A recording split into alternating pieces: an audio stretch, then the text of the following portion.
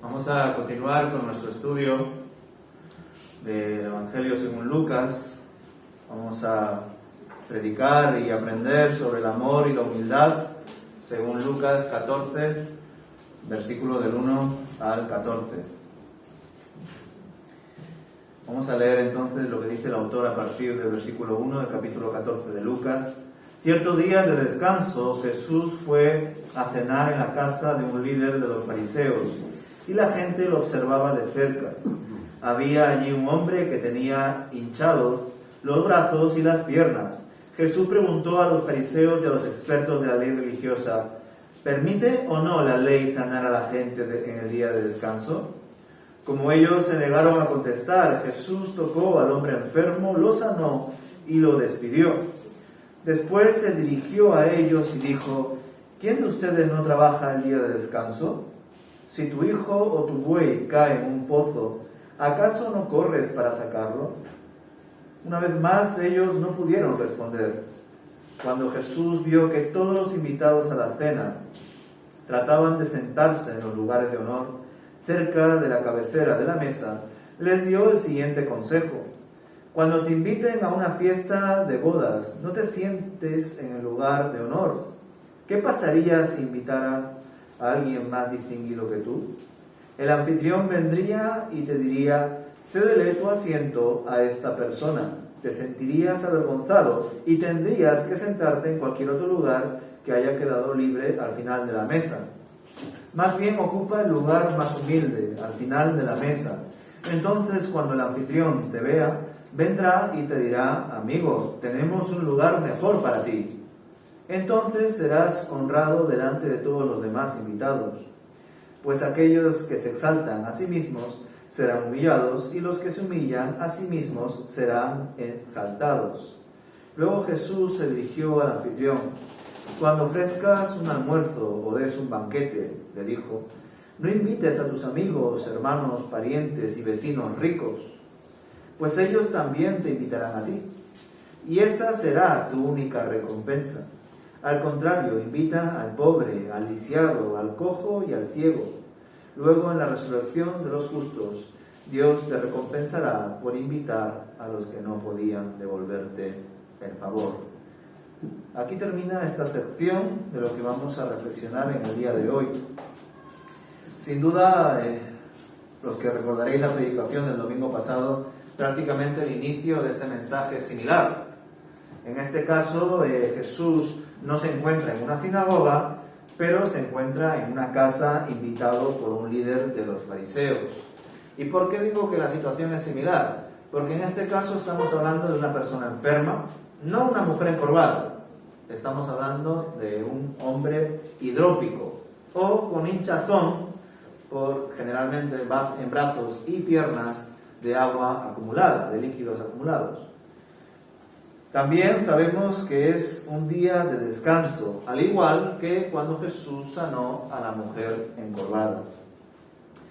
Sin duda el autor nos muestra que Jesús continúa con su camino a Jerusalén y durante este camino es invitado, probablemente por su fama, reconocimiento por un líder fariseo, a cenar en su casa en el día de descanso. El autor no lo comenta, ¿no? Pero es posible que haya sido invitado a cenar tras también lo que han celebrado durante la sinagoga, ¿verdad? Eso es incluso común hoy en día, de vez en cuando irte a comer o a cenar con algún hermano a su casa después de la predicación y el culto del domingo. Pues quizá Jesús haya ido a una sinagoga o quizá no, pero en definitiva vemos que Jesús es invitado a cenar y probablemente de algún modo podemos entender que Jesús estaba siendo examinado, al menos por los invitados, para ver qué decía y qué hacía.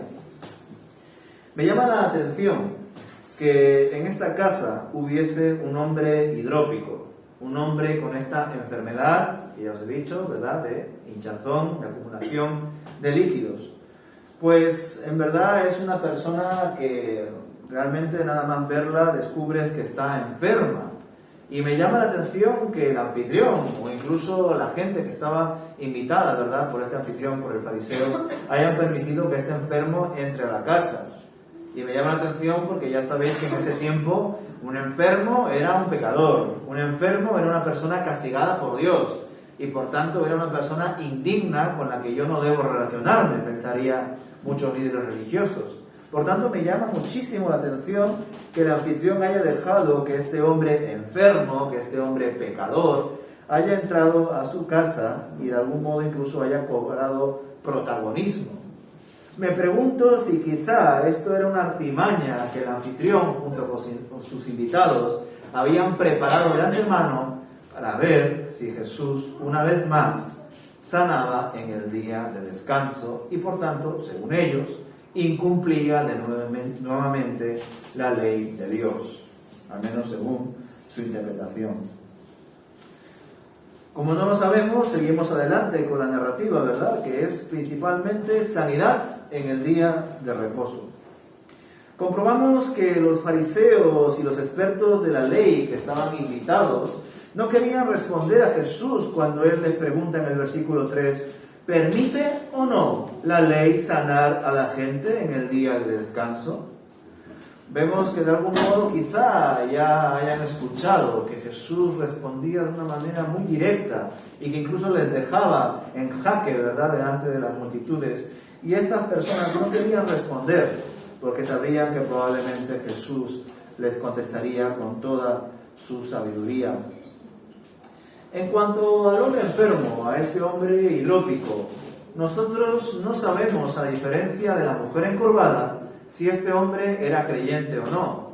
Debemos recordar, la mujer encorvada era hija de Abraham, una expresión que significa que la mujer encorvada, por 18 años de enfermedad, era creyente como lo fue Abraham, y que su fe le justificó, le mostró la salvación de Dios a la manera del Antiguo Testamento, no con la expresión de confesar y reconocer a Jesús como el Hijo de Dios, porque eso ya es mucho después. Vemos también que este enfermo, el autor no lo aclara, ¿verdad? No solamente no dice si es creyente o no, sino que tampoco se nos afirma si la enfermedad rara de este hombre estaba provocada por un espíritu maligno, como si fue el caso de la mujer encorvada. Y me alegro de que sea así. Porque ver rápidamente, de un domingo a otro, el caso de una mujer encorvada por un espíritu maligno y creyente, y ahora ver el caso de un hombre aparentemente no creyente y enfermo de manera natural y no por un espíritu maligno, me ayuda a reforzar de que en efecto hay enfermedades que no son producidas por un espíritu maligno. Una idea que yo supongo que a vosotros os parece obvia, pero desgraciadamente hay iglesias hoy en día donde si tú estás enfermo es porque tienes un espíritu maligno. Y no es así. La misma palabra de Dios nos muestra que este hombre no estaba ni poseído, ni influenciado, ni mucho menos, pero tenía una enfermedad sin duda muy característica, muy anómala, ¿verdad? Y que incluso era muy visible. Y según la foto que cada uno quiera buscar en internet, incluso impactante, ¿verdad? Ver a un hombre hinchado por acumulación de líquidos es sin duda algo que no se nos puede escapar a la vista. Jesús, ya después de sanar y despedir a este hombre hidrópico, vuelve a dirigirse a los fariseos y expertos en la ley para hacerles ver que hasta ellos mismos atienden a sus animales durante el día de descanso. Jesús ya sabía lo que ellos pensaban, entre otras cosas porque ya ha tenido varias discusiones con otros líderes religiosos, pero también recordar porque Jesús sabe lo que pensamos.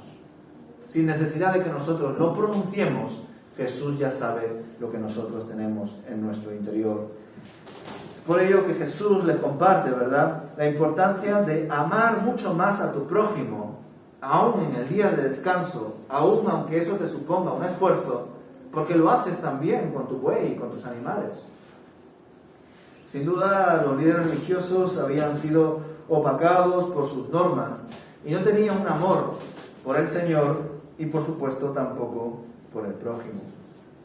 Qué bueno ver este modelo de Jesús, porque nos damos cuenta de que Jesús es precisamente una persona sin pecado, y con libre conciencia. Un tema que lo hemos tratado rápidamente en el estudio, ¿verdad? Pero que es el ejemplo que nosotros debemos imitar. Jesús no tenía pecado, nunca pecó, pero se juntó con prostitutas, ladrones, pecadores, corruptos. Y no solamente, como he compartido con una persona entre medias del estudio y del culto, no solamente se juntaba con ellos de manera puntual para tener una conversación, no vaya a ser que si me ven más tiempo con esta persona piensen que lo mismo participo de su maldad o de su corrupción. Jesús se relacionaba con prostitutas, ladrones, pecadores de todo tipo, públicamente. Y no solamente eso, sino que iba a sus casas, como es el caso de este líder religioso, que probablemente, aunque no se asegura, le hizo una artimaña, una trampa para una vez más acusar a Jesús, examinarlo. Sin duda vemos ese ejemplo, ¿verdad?, de libre conciencia. Jesús fue capaz de juntarse con personas pecadoras sin caer en su pecado. Por eso nosotros como creyentes también debemos de trabajar nuestras conciencias y a veces juntarnos con personas o leer libros que precisamente no son bíblicos ni teológicos, pero que nos pueden ayudar a poder acercarnos más a la gente de nuestro tiempo. De esa forma podremos ser luz para ellos y también expresar nuestro amor hacia los hermanos. Ya en los versículos 7 al 14 vemos un poco lo que surge en medio de esta invitación, de esta cena donde Jesús está compartiendo con el anfitrión y los distintos invitados, ¿verdad? Y se observa que Jesús continúa pues adelante con sus enseñanzas y en medio de esta casa percibe que varios de ellos intentan sentarse en las primeras y mejores filas. Querían sentirse distinguidos, querían verse importantes.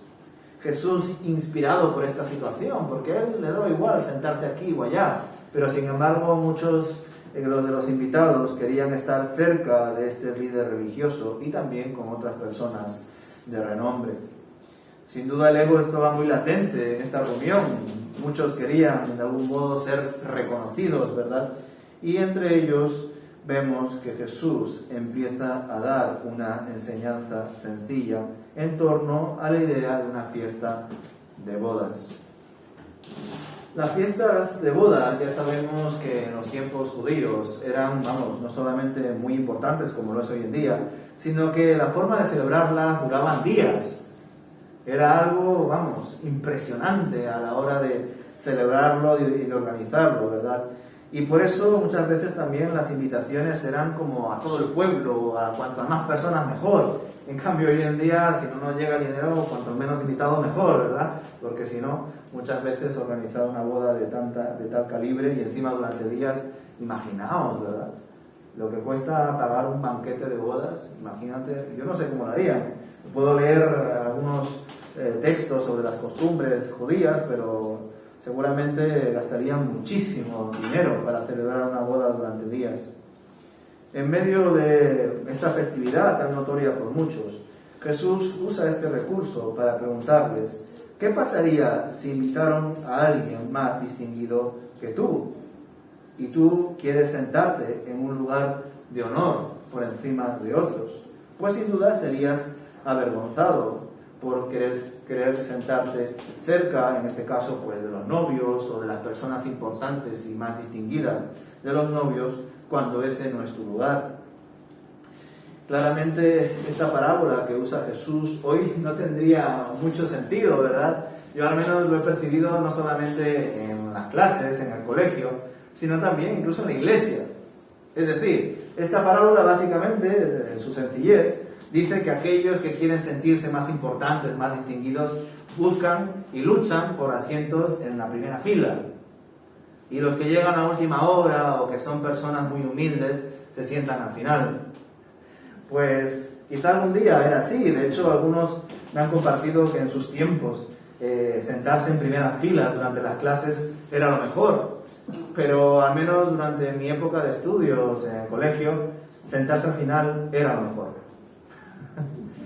al principio se sentaban, vamos, bueno, como dirían ellos, pues los frikis o los cerebritos o como lo queráis llamar. Es más, muchas veces cuando tú la liabas en clase, el profesor te castigaba y te ponía delante, en primera fila, ¿verdad?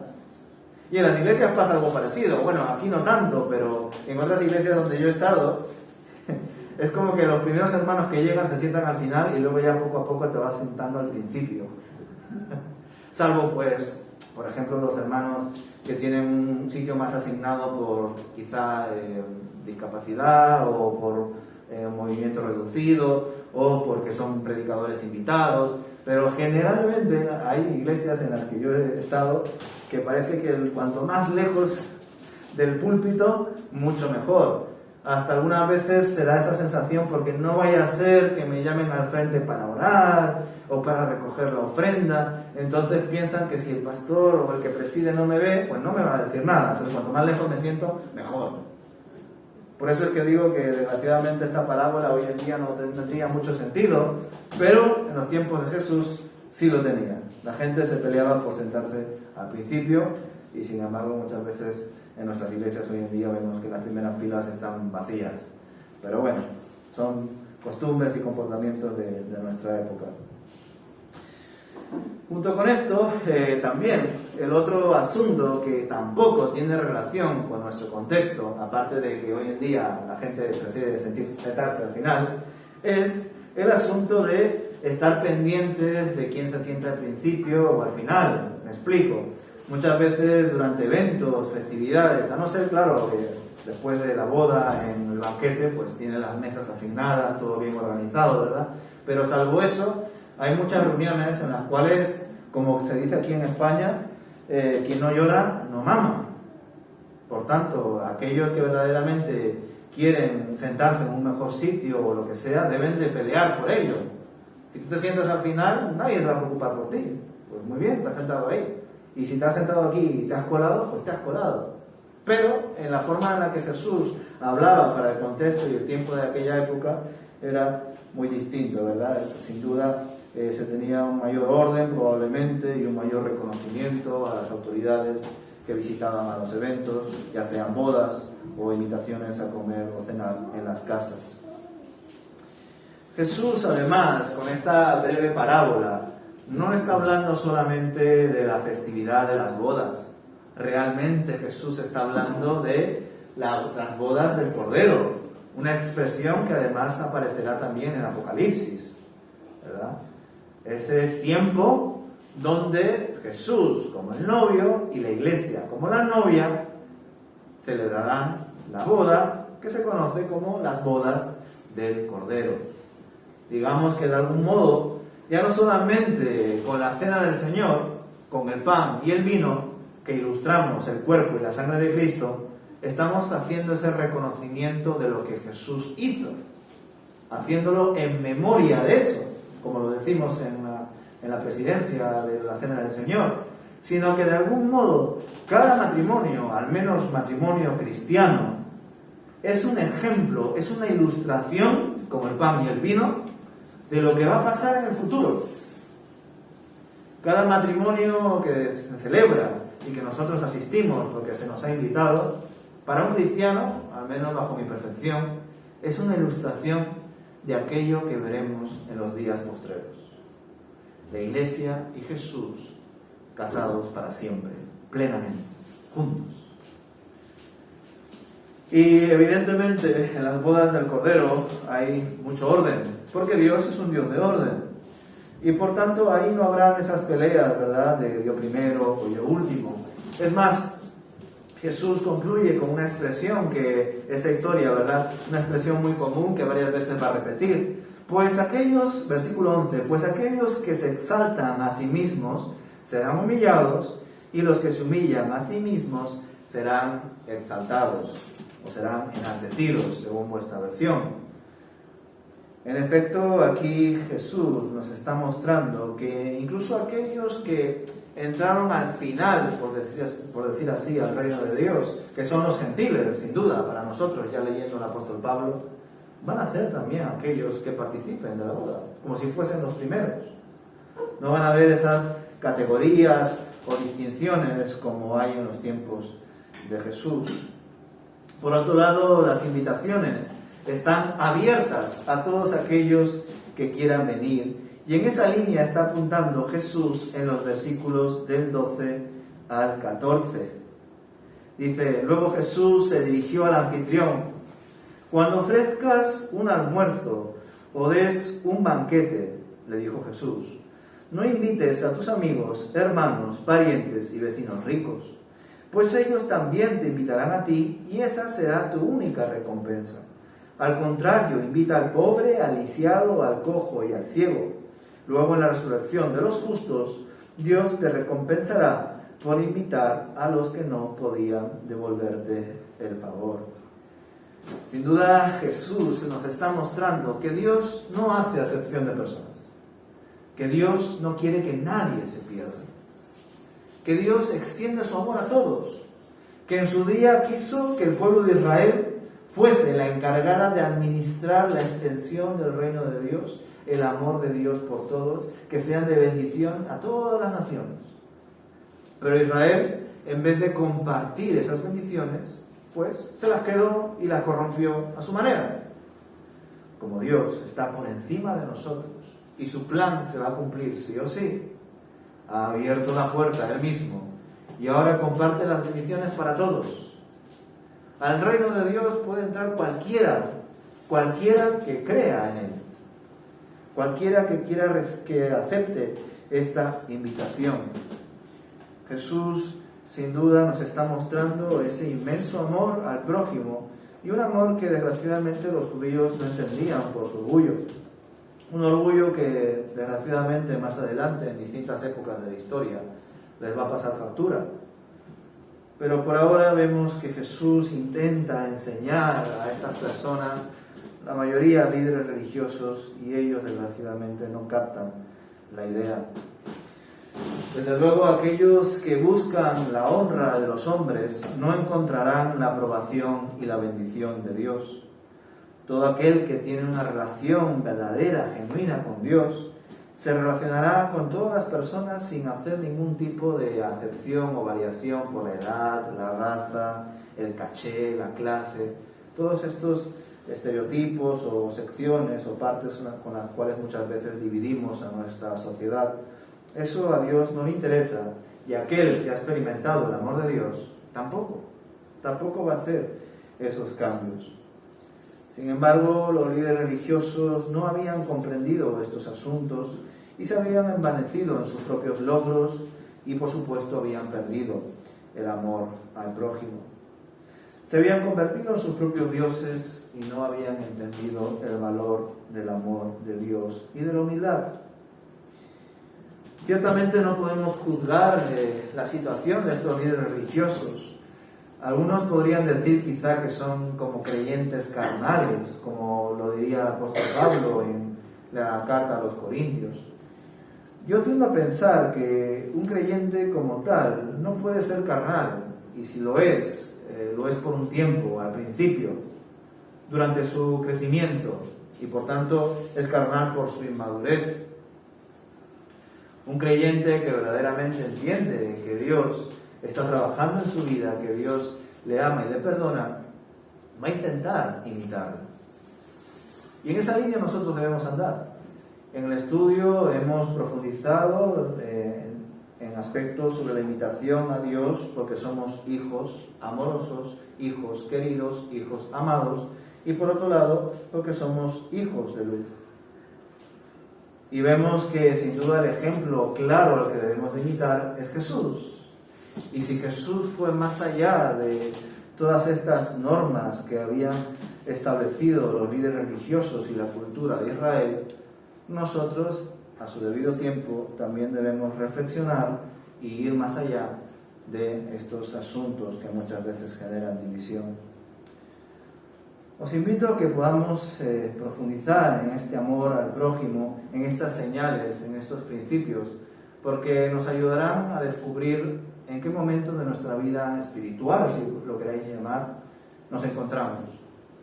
El entender nuestro servicio como una expresión de gratitud a Dios, no solamente un hacer por hacer, sino entender que Dios nos está llamando, nos está salvando, nos está ofreciendo una nueva vida y lo hace con un propósito. Debemos tener claros nuestros objetivos y trabajar esta humildad, esta sencillez entre nosotros. Yo sé que es muy difícil tratar estos asuntos actualmente.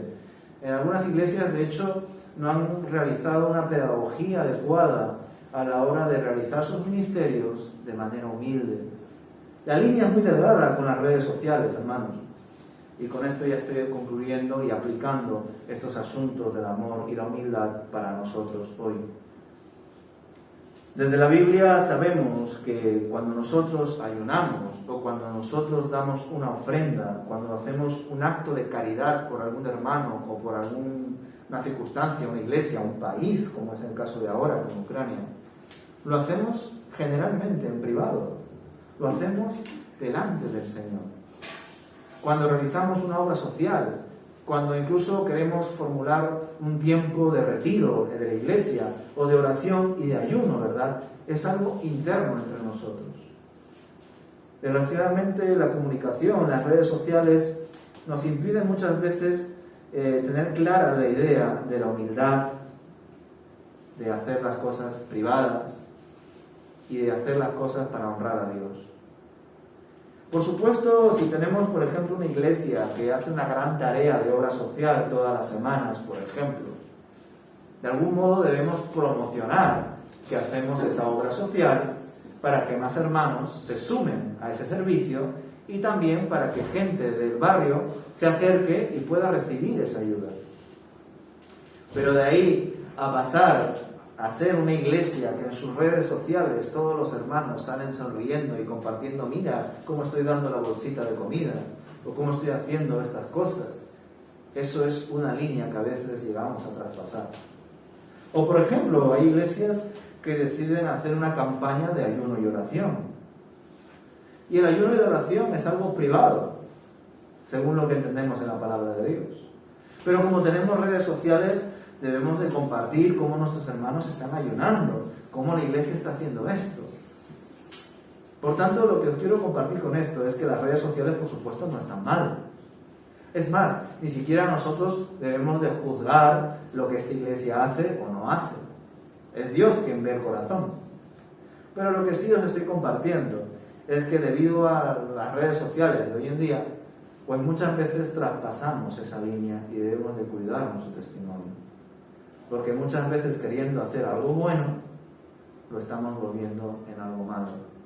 Algo tan positivo como es mover un montón de palets de alimentos no perecederos o generar camiones con ropas y medicamentos para personas que lo necesitan.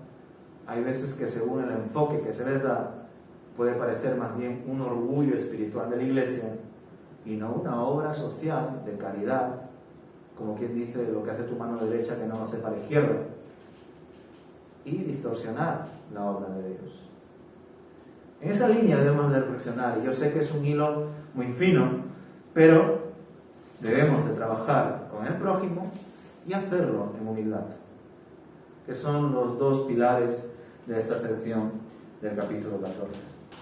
Así que terminemos nuestro tiempo con una oración, poniendo estas cosas delante del Señor.